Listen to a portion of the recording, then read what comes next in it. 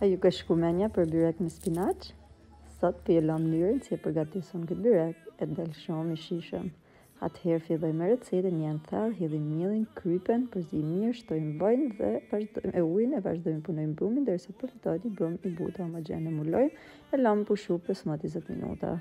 Spinaqet e hidhim pa krype, shtypim mirë me dorë derisa të shuhet, shtojmë kosin e vezin, djathin, vojnë e ullinit, përzi mirë e lamë me njanë të shmarim brumin, e vendosim tavlinën e punës, e ndavim 2 copë dhe presim në copa të vogla, ku i bajmë formë topi dhe i kalojmë në një seshte.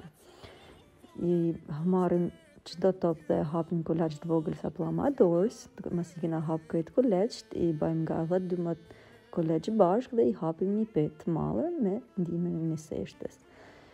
Dhe mos i kena hap petën, vendosim tepsi të lymë me vaj, aty hedhim mushin me spinaq, marrim kolaç tjerë, i hapim në petë madhe, i vendosim sipër, i mbyllim ansoret me kujdes dhe i hedhim sipër vaj ullinit.